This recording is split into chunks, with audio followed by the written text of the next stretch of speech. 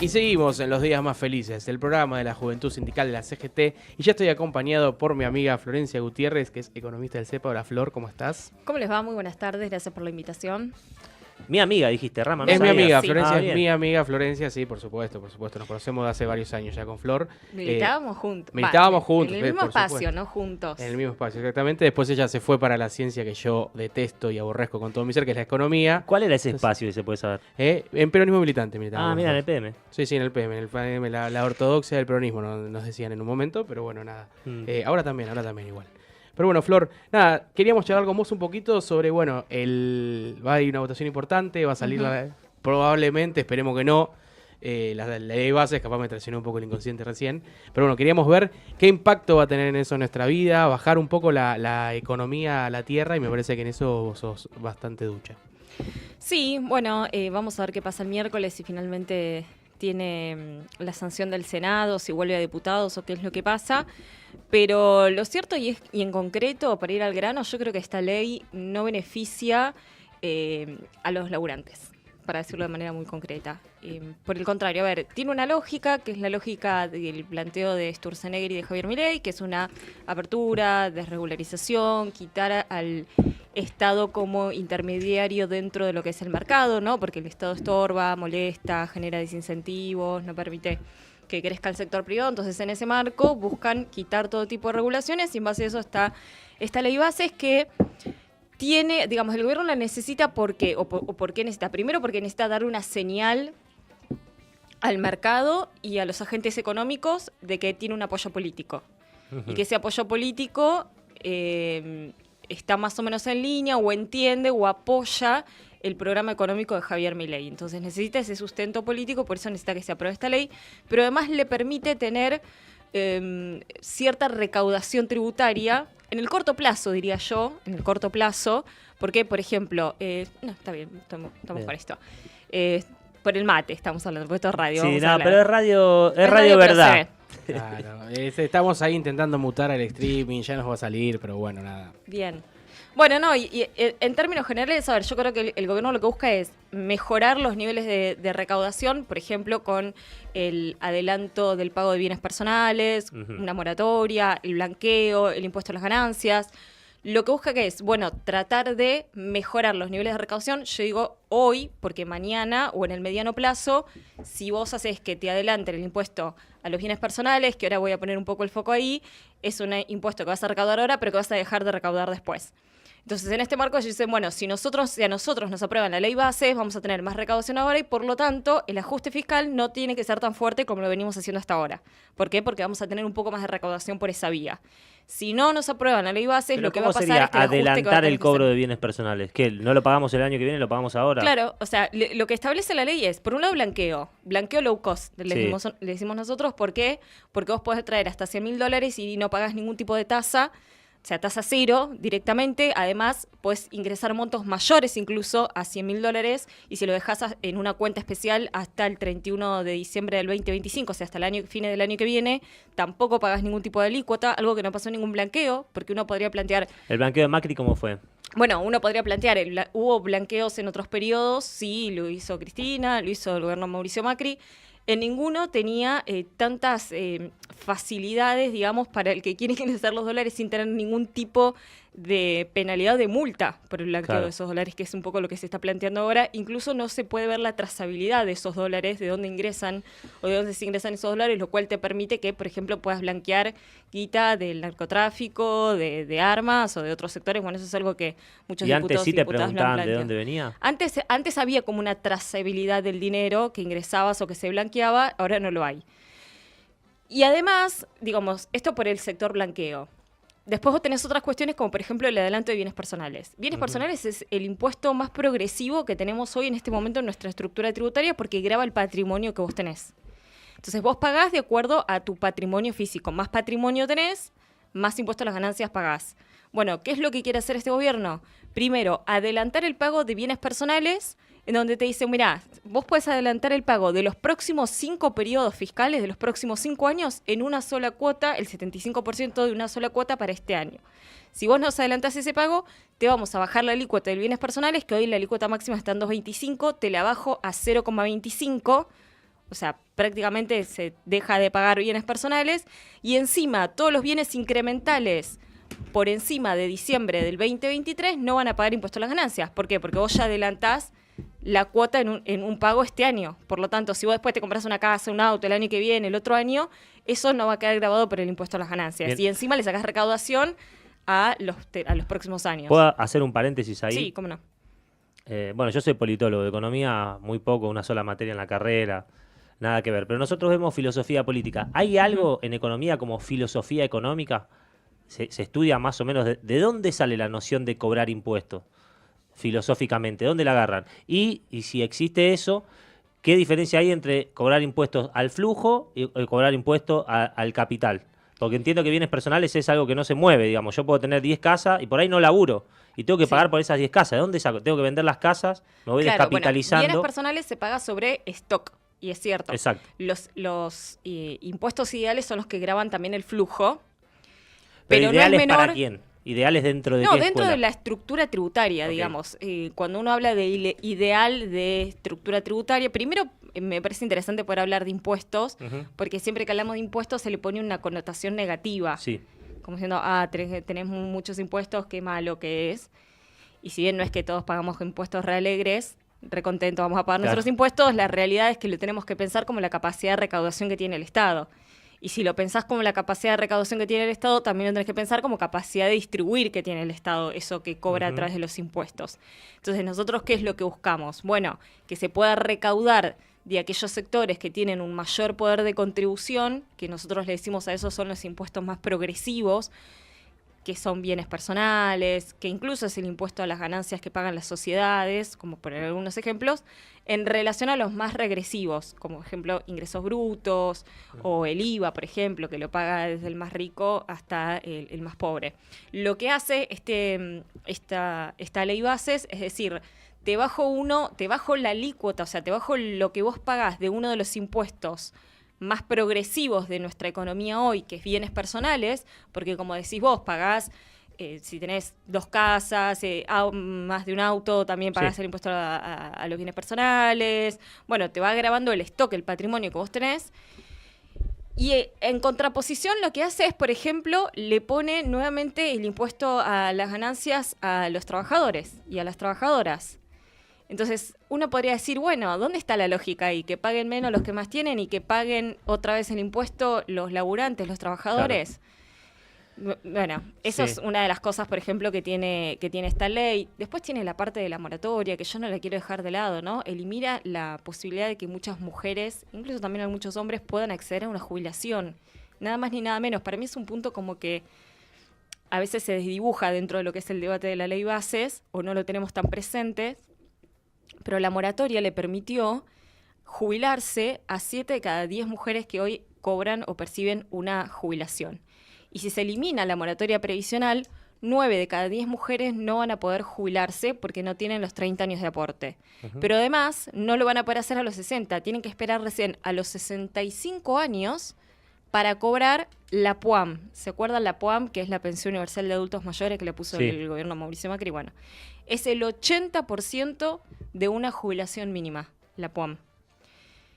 Lógicamente esto afecta sobre todo a las mujeres, que sabemos que muchas veces en las tareas del cuidado o el trabajo no remunerado no es tenido en cuenta, pero también afecta a los hombres porque 6 de cada 10 tampoco se van a poder jubilar cuando tengan la edad de aportar. Y así podemos abrir muchísimos capítulos dentro de lo que es esta ley bases y empezar a decir cosas que no benefician en lo absoluto a los laburantes, ni hablar de la flexibilización laboral, ¿no? Que habilita la posibilidad de establecer un fondo de cese laboral similar al que tienen los laburantes de la UOCRA. O sea, está todo ideado para que contratar y despedir, sobre todo despedir, pueda ser rápido y sin costo para el empleador, ¿no? Esa es un poco la lógica de la flexibilización que está dentro de esta ley bases. Ahora, en los que ingresan a esta ley bases, se rige, por ejemplo, el cambio del periodo de prueba, que puede pasar a un año. Digamos, si yo ya estoy en un periodo de prueba de 3 meses, ¿entro también o son solamente los que ingresan después que salga la ley, que se apruebe y demás?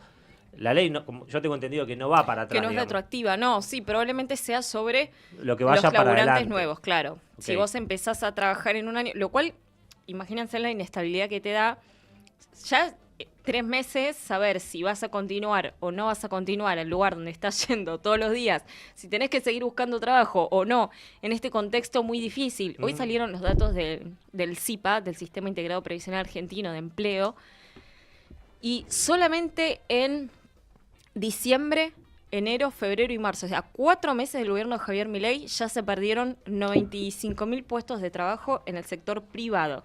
O sea, con estas leyes actuales. Claro, en estas condiciones. Claro. Ese punto que hacemos es muy importante, porque ellos dicen, bueno, en estas condiciones no se generan puestos de trabajo. No, en estas condiciones se generaron puestos de trabajo durante el 2003 al 2015, prácticamente de manera continuada, incluso durante el año del 2020 al 2023, o sea, durante el gobierno anterior, se duplicaron la cantidad de puestos de trabajo en el sector privado. Se generaron muchísimos puestos de trabajo. Con el mismo cuerpo normativo podés Con lo generar mismo. trabajo o Claro, hacer son las como dos Milei cosas. que rompes todo y de repente un montón de desempleo. Con lo mismo, los invito si quieren, hay un gráfico que nosotros publicamos en las redes del CEPA, en donde queda muy bien en claro qué es lo que pasa durante el periodo de Macri, que se ve una baja muy fuerte también, insisto, con las mismas leyes laborales el empleo cae, se pierden casi 279.000 puestos de trabajo, llega la pandemia, nuevamente se destruyen puestos de trabajo, después empieza a crecer de manera prácticamente ininterrumpida hasta estos meses que asume Javier Milei y el trabajo nuevamente empieza a caer. Te puedo preguntar, ya como profesional, primero, ¿qué se siente tener un presidente economista, digamos? Si te parece que podría estar bueno, digamos, que el presidente tenga mucho conocimiento de economía, o que por lo menos sea licenciado en economía, como Milei. Y segundo, ¿cómo ves o cómo podés describir la escuela económica de Milei? Y eso por un lado, y si realmente está llevando a cabo lo que dice su escuela económica. La escuela económica de Milei es inexistente. O sea, es un resumen que te podría hacer. No se lee en los manuales, no está en los manuales económicos de las universidades, pero en las universidades de Argentina y en las universidades del exterior tampoco. Ah, bueno, Hayek sí, Friedman. Bueno, pero Friedman no es del modelo económico de Milei. Hayek sí, porque ahora le van a dar un premio con Hayek Hayek. sí, pero ni siquiera está en los manuales económicos clásicos que uno lee en Claro. la universidad. No está. No, de verdad no está. Sí, Friedman, sí, Smith, sí, bueno, todos los que son los clásicos. Él dice o mucho neoclásicos. Mises. De hecho, los Paul perros se Mises. llaman así. Sí, Robert, bueno, los perros van Sí. teniendo los nombres de los economistas.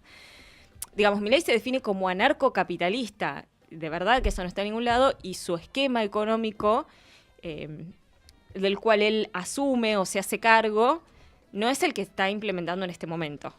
También eso es importante, me parece decirlo. Por suerte, digo, pues si no sería todavía muchísimo peor. Estaríamos muchísimo peor. A Pero las digo, prepagas les pidió, digamos, ahí el Estado intervino, le dijo, che, muchachos, se les va la mano, vamos a Claro, regular un poco esto bájenle un porque no se poquito. entiende. Milei está haciendo un ajuste clásico. Digamos, no está sacando nada nuevo de la galera de lo que ya se hizo antes. Digo, el tipo asumió y dijo, bueno, nosotros vamos a ir a un superávit fiscal porque el problema es el déficit, entonces vamos a emisión cero, con la diferencia, si querés, que él agrega que va a destruir el Banco Central, pero todavía está ahí vivito y coleando el Banco Central, digamos, y valora mucho a Bausili, que es su presidente. A la par de que ese ajuste clásico generó lo que ya sabemos, que es una economía en recesión, que es lo que estamos transitando ahora, a pesar de que él quiere mostrar a través de gráficos que algunos sectores de la economía están mostrando como una leve recuperación, si querés, en términos intermensuales. O sea, lo que él muestra es, mira, en abril recuperó 1,2% en relación al mes de marzo, ¿no? Y nosotros decimos, mira, tenés que mirar la película completa, porque si vos hablas con el pyme, hablas con el industrial, te van a decir, yo estoy en la lona, yo la estoy pasando mal, yo estoy con las ventas derrumbadas, con mi capacidad instalada, la mitad de mi capacidad instalada está ociosa, no es que estoy mucho mejor, lo que pasa es que no voy a estar cayendo todo el tiempo 20% como lo hicimos en enero y en febrero. En algún momento esa caída empieza a tocar piso y después vos te mantenés esos niveles bajos, pero es un nivel muchísimo más bajo de lo que estábamos el año pasado. Entonces, eso me parece que lo tenemos que poder explicar. Y eso es un poco el programa de Javier Milei. Es un programa de ajuste clásico que está haciendo un montón de regulaciones todavía en el marco del cepo. Porque no nos olvidemos que Milei asumió diciendo que iba a dolarizar la economía, que iba a eliminar el Banco Central y que iba a sacar todo tipo de regulaciones. Hoy tenemos una economía que no solamente no está dolarizada, sino que el tipo de cambio se está apreciando. Pero gracias a Dios, digamos. No digo por suerte, pero digo, el tipo de cambio se está apreciando, mantiene todo tipo de regulaciones, porque todavía están las restricciones ¿El tipo de cambiarias. cambio se está apreciando? ¿Qué significa? Y que el tipo de cambio en relación al peso está quedando atrasado. O sea, no en relación al peso, sino que el tipo de cambio se está atrasando, porque él cuando ni bien asumió, hizo una devaluación del 118% y llevó al dólar a 800 pesos. Sí. En el medio, vos tuviste en diciembre un 25% de inflación, en enero un 20% de inflación, en febrero tuviste un 13% de inflación, en marzo un 11% de inflación y el dólar se iba moviendo el 2%. Se quedó quieto. Claro, está bien, Hizo pero porque el dólar pegó un fuerte salto. Un 400% de una, no sé cuánto fue, 200%. Ciento y pico, 118% de una. Y los precios no, entonces después como que los precios fueron atrás del dólar oficial, digamos, porque se entiende que cuando hay una devaluación, los precios después van a ir acompañando al dólar. Entonces, a mí, sin conocer de economía y sin ánimo de darte la contra, pero me parece que cuando dicen el dólar se está apreciando, como que la brecha es muy corta todavía entre el blue, no sé si es lo que vos querías decir igual, pero ahí es un comentario muy común. Digo, che, ¿y por qué piensan que ahora tiene que haber un salto más del blue? Porque también el discurso del campo que dice, no, estamos muy baratos, hasta que no haya una nueva devaluación no liquidamos y demás. Me parece como, che, ¿hasta cuándo querés? ¿Siempre vamos a estar atrás? ¿No bastó pero con el golpazo que nos dio Milei de un 120% de aumento? Entiendo tu punto. Yo no voy a eso. Yo lo que digo es, en el marco de lo que él planteó, que era, vamos a liberalizar todo, vamos a sincerar los precios de la economía, vamos a sacar las restricciones, vamos a dolarizar, el tipo está usando, o sea, después de hacer la devaluación, empezó a usar el dólar como ancla. O sea, además de tener el ancla fiscal, de decir, saco todos los pesos de la economía para que no presionen, para que no generen inflación y para que no presionen el dólar, dejó quieto el dólar. Que incluso los propios economistas cercanos a él, el dólar oficial, ideológicamente, claro, el dólar oficial, lo planchó y eso te está generando a que hoy te comiste todo el efecto de esa devaluación. Entonces, ¿para qué devaluaste y nos dejaste a todos muchísimo más pobres si después empezaste a hacer, si querés, utilizar una política de ancla cambiaria, que es dejar el tipo de cambio quieto en relación a la inflación? Va perdiendo competitividad. Entonces, eso te lo hace pasar a precios el mercado, digamos. Hoy el mercado está con cierta turbulencia, en parte porque está viendo esa dinámica. Entonces, te metiste con las prepagas por la regulación de precios, dejaste el tipo de cambio atrasado, empezaste a postergar el aumento de algunas tarifas, empezaste a hacer un programa que cambió un poquito el rumbo de lo que él venía expresando. Lo cual no es que digo que está mal, digamos, el modelo económico de Javier Milei está mal, pero digo, por suerte hay cierto pragmatismo. Por suerte. Pues si no, la situación estaría todavía muchísimo peor. Porque está el Messi de las finanzas, Caputo. En esa enclave del Messi de las finanzas, sobre todo de la brecha, si te escucharon a Milei estaría muy enojado porque viste que dice de que la brecha no existe, de la brecha, del dólar y todo. ¿Cómo ves esa brecha vos? Del dólar oficial, después de la devaluación que estabas hablando, al dólar blue, ahora con los ojeros que piden una presión cambiaria y sobre todo del plan principal de Milei, o el plan original, que era la dolarización de la economía. ¿Ves cercano, lo ves lejano? Digamos, ¿hay chance? Yo la dolarización no la veo cercana porque el problema que nosotros decíamos que estaba antes de que suma Milei sigue estando, que es que vos necesitas tener dólares en la reserva del Banco Central para pasar todos los pesos a dólares y que nosotros podamos ir al kiosco y transaccionar con dólares. Eso no está. Ni siquiera con esta dolarización de la canasta, por él, ¿no? Ni siquiera.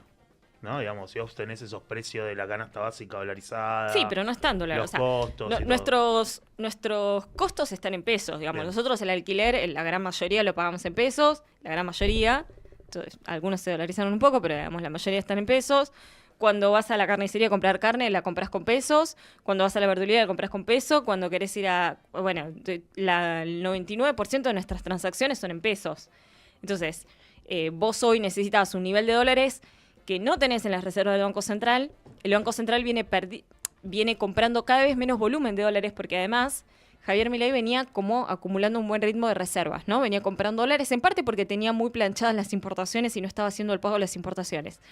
Ahora, lo que empezamos a ver es que el Banco Central cada vez compra menos dólares. Y encima tenemos vencimientos cercanos con el Banco Popular de China por un swap que nosotros activamos y usamos por $5.000 millones, y que ahora estamos diciendo que son todos los chinos iguales y no sabemos si ese swap nos van a renovar o no nos van a renovar. A la par de que tenemos vencimiento con el Fondo Monetario Internacional y deuda en dólares también de otros bonos que tienen vencimientos. Entonces no tenés los dólares, pero ni de cerca para y lo para sigue avanzar en una quemando, ¿no? En dolarización. la brecha cambiaria, ¿no? Saliendo Bueno, ellos dicen que no bueno, intervienen en la brecha. Ellos dicen que no intervienen en la brecha. Vamos a ver te si puedo esto es así. hacer una pregunta. Por ejemplo, si tuvieras que elegir un economista, ya a título personal, si querés podés no responder también, para presidente, que no sea Milei, o alguien que vos digas, un referente económico de Argentina, que diga, me parece que esta persona sabe de economía, entendemos que la economía es una ciencia social en principio. Presidente igual me parece un montón. Bueno, Ministro un de referente. Economía, Yo qué sé. algo- O un ministro de Economía, sí, también puede Tiene ser. que ser economista. Y tiene que ser economista, porque ya lo tuvimos más a ministro de Economía y sin ser economista se complica un poco. Aunque a veces no, Ojota. Puede no ser economista también, lo dejo a tu criterio. ¿A quién elegirías? Como para ver más o menos cuáles son tus referentes económicos y eso, y también para que podamos nutrirnos, los que nos gusta un poco aprender, para dónde ir, ¿no? ¿A quién leer, a quién estudiar, quiénes son los que están hablando de esto y demás? Bueno, a ver, yo formo parte de un espacio que es el Centro de Economía Política Argentina. Bueno, hace poco estuvo Hernán con la Juventud Sindical. Ujú. Julio ahora es diputada nacional. Son dos personas que saben mucho de economía y yo creo que hoy Julio tiene muchísimas capacidades, ¿por qué no?, para poder conducir los destinos económicos. Yo confío mucho en su criterio económico y más adelante... Es muy joven. Es todavía. contemporánea de Delfina Es Rossi, muy que también es contemporánea. economista. Claro, sí, no sé si tendrán las mismas edades, pero bueno, Es contemporánea. digamos, en general yo creo que hay muchos cuadros económicos importantes dentro de nuestro espacio. Bueno, el propio Axel Kicillof, ¿no? El gobernador de la provincia, es economista y me parece que también ha hecho una gran gestión cuando le tocó, y ahora, gobernando la provincia, que no es un distrito para nada sencillo. Creo que hay referentes, ¿no? Pero creo que también nosotros, dentro del movimiento, también nos vemos en la discusión en profundidad de cuál es el modelo económico, ¿no? Creo que hay muchas dificultades todavía que no hemos logrado superar. El otro día me tocó en una charla, un debate económico que tuvimos con algunos compañeros y compañeras, me preguntaban, me decían, vos me estás mostrando un montón de números, la actividad está mal, está cayendo, el desempleo está aumentando, el Banco Central está acumulando dólares pero pisa las importaciones, el campo no le quiere liquidar. Si está todo tan mal, ¿por qué ganó este tipo? ¿Por qué la gente todavía tiene como cierto aguante o cierta esperanza? Yo digo, bueno, dentro del quilombo que para nosotros es la economía de Milei, el tipo te plantea un objetivo claro, ¿no? Él te dice, el problema es el déficit fiscal, el problema es el Banco Central, nosotros vamos a cortar de raso la emisión, vamos a hacer un ajuste brutal, va a bajar la inflación y la economía va a crecer. Como te plantea un modelo, ¿no? Un esquema que en su criterio está bien y funciona. Y, viste, cuando vos decís del otro lado, escuchás a uno y te dice, bueno, sí, con las tarifas la tenemos que subir, otro te dice, no, la tarifa no la tenemos que subir, y otro te dice, bueno, ¿y qué vamos a hacer con la economía bimonetaria? Y entonces algunos reconocen el problema de la restricción externa como uno de los problemas principales para que la economía crezca y se desarrolle, otros tienen una mirada más desarrollista. Digo, bueno, también hay como falta un objetivo claro y conciso de hacia dónde vamos nosotros en nuestro esquema. Parece que ellos... por lo menos Javier Milei lo puede expresar claro, por más que después las medidas que vaya tomando no sean tan claras o el objetivo actual no sea tan claro, por lo menos lo puede expresar, lo puede verbalizar y puede interpelar a alguien. No sé si nosotros en este momento lo hacemos o lo podemos hacer. Se puede, yo percibo, como mi vida, en mi vida particular como trabajador y lo que hablo con la gente que conozco, y lo hablábamos con Guillermo Moreno también, que se está corriendo un poco hacia el mercado financiero, la economía en general y demás. ¿Qué pasa con las tasas de interés? ¿Por qué la tasa de interés es tan alto? Digamos, ganás más plata que poniendo una verdulería, poniendo la guita en el banco. De un tiempo a esta parte, digamos. ¿Cuánto tiempo tengo para explicar eso? 5 minutos. ¿Lo podés decir en 2 palabras? Claro, resúmeme en 2 palabras. No, a ver, el esquema se cambió después de la última dictadura cívico-militar, por eso yo digo cuánto tiempo tengo. En el 76, sobre todo en Argentina, pero sobre todo en la década del 70, hubo un cambio de paradigma a nivel internacional. Digamos, pasamos del esquema de producción en donde la manufactura era el centro, el esquema fordista, ¿viste? De producción en masa, el obrero con mameluco. Bueno, pasamos de ese esquema al esquema de valorización financiera, lo llamo Eduardo Basualdo, financiarización de la economía. Que para que se entienda de una manera muy sencilla es cuando el gerente de finanzas de la empresa pasa a ser más importante que el gerente de producción de la empresa. Exacto. En ese momento, ¿por qué surge? ¿Esto lo dice Basualdo en algún libro? Sí, Basualdo en su libro que tiene sobre historia económica argentina. Basualdo también lo escribe, si les interesa el tema, Julián Sicari, que es un gran también referente económico, escribió muchos libros sobre historia económica y sobre el proceso 2001, y ahí pueden ver un poco también estos temas. Entonces, básicamente lo que dice, en ese momento, en el mundo hay un cambio de paradigma, no solamente en Argentina. ¿Por qué? Porque Estados Unidos abandona su patrón oro. Entonces, empieza a haber muchos dólares, como ya no están en el respaldo con el oro, empieza a haber muchos dólares en la economía. Y a todo esto, esos dólares empiezan a ir hacia los países de Oriente Medio. ¿Por qué? Porque tenían el petróleo. Y es un momento donde la economía está desarrollándose a tope, y por ejemplo Estados Unidos necesita muchísimo petróleo, entonces empieza a darle todos los dólares, ¿no?, a esas economías de Medio Oriente que empiezan a crecer. ¿Dónde ponen esos dólares? Bueno, en los bancos, tanto los bancos europeos como los bancos estadounidenses. Y empiezan a nacer lo que se llaman los petrodólares. Sí. Entonces los bancos norteamericanos empiezan a llenar de dólares. Pero el petróleo no está ligado a la producción, digamos. El petróleo termina siendo combustible y algunos otros derivados. Por eso, pero sobre todo en esa época, ¿no? Sí. Porque después uno puede pensar, bueno, hay otros tipos de energía más renovables, pero sobre todo en esa época sí. Entonces empiezan a ir a los bancos norteamericanos. ¿Y dónde ponen la guita a los bancos norteamericanos? No les convenía prestarle esos dólares, o no les convenía, no. Europa en ese momento estaba en crisis, que era la crisis del petróleo.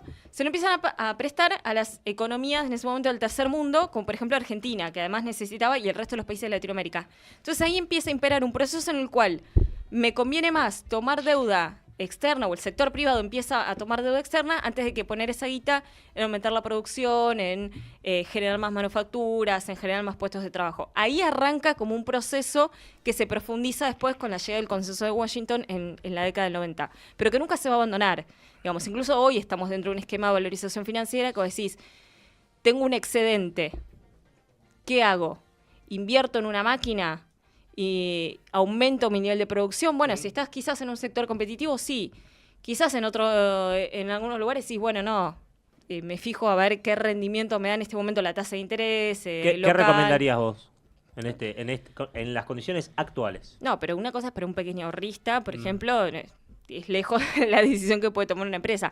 Pero digo, por ejemplo, un pequeño ahorrista, hoy las posibilidades de poner los pequeños ahorros que uno pueda llegar a tener, los pequeños o muchos, depende de la situación de cada laburante, ¿no? Pero en un instrumento que te rinda en pesos y que le gane la inflación es muy difícil.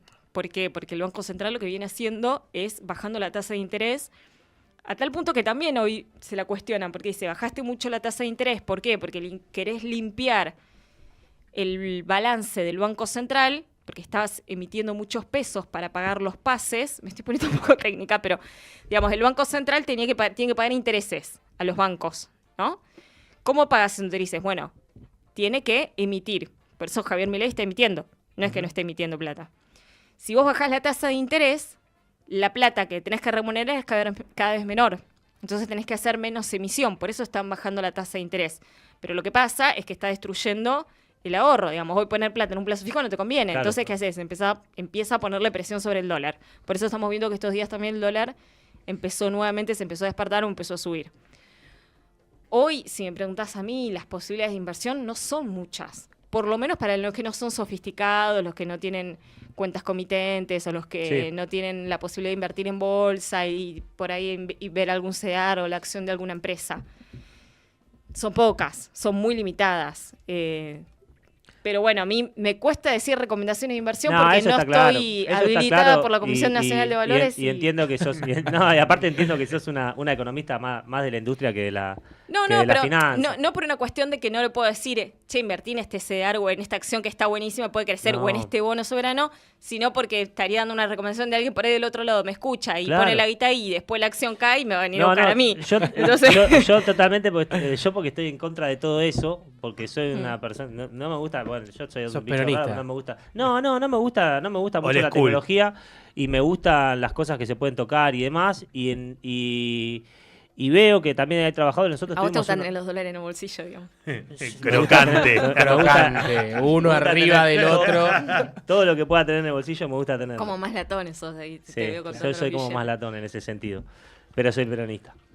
No, me parece que hay algo social que está pasando con eso, que Milei también lo trajo a jugar el partido. Esto de las Bitcoin monedas, todas las monedas virtuales. No, el casino de las online, casinos las online. apuestas. De la Eso gente no que está dice, regulado, ¿no? tengo 10 No. pesos. Hoy fui al banco, hoy fui a uno de los bancos privados famosos y te ponen ahí, ¿viste? ¿Sabés desde cuánto podés invertir, viste? Vale. Desde 1.000 pesos podés decir, che, loco, yo qué sé. Y me parece raro, vos ves los más ricos del mundo de Forbes, ¿cómo se llama esa revista Forbes o alguna de Forbes. esas? Y tiene, viste, son todos bancos. Sí. Son todos bancos y después cosas que no generan nada. Amazon. No creo en un eh, tornillo. sí, No produjeron nada, un tornillo. Facebook, Nada. Big Data, ¿cómo se llama Mark de Zuckerberg, Instagram? Meta. Data, Sí. Meta. Neta. No sé qué. Digo, che, antes las empresas que estaban en boga o que tenían, digamos, potencial, fabricaban cosas, no sé. Una transferencia Sí. ahí, ¿no? A las Y- empresas de servicios. Claro, ¿no? Sí, entonces- bueno, los servicios cada vez tienen más peso en las economías de todo el mundo.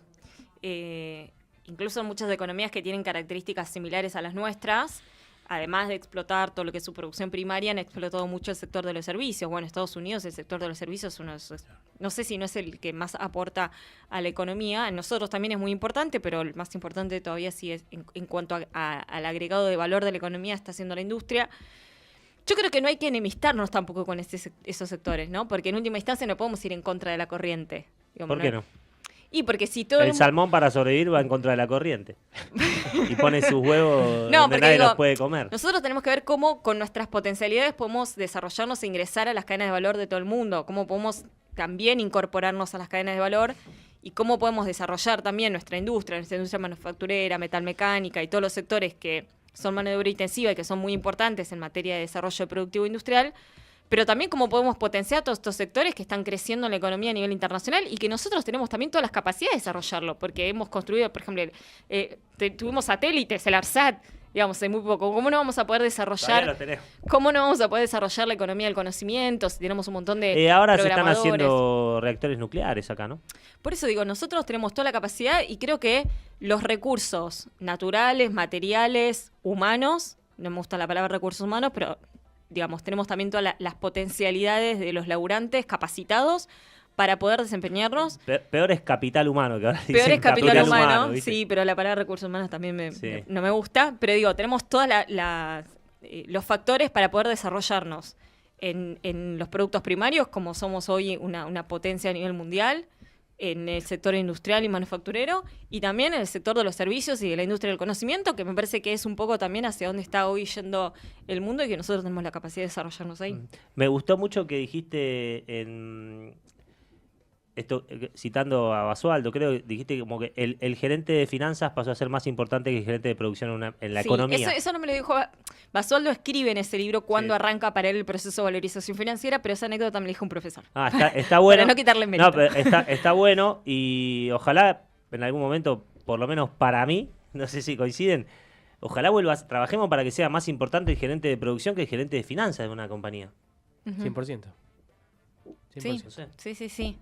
Sí, por lo menos que trabajen en conjunto. Claro, Sí, no. exactamente. Sos mediadora. No, pero digo, porque no. Y yo Peronista. insisto. Yo gerente de finanzas, ¿sabes? Que los trabajadores tomamos Hola, la no te fábrica quiero ver y acá. nos vamos Andá a ya. barrer. Pero incluso a favor de los laburantes, ¿eh? Porque Sí. digo, si el gerente de finanzas hace una buena gestión financiera en la empresa y tiene buenos balances y buenos números, probablemente a los laburantes también les vaya mejor.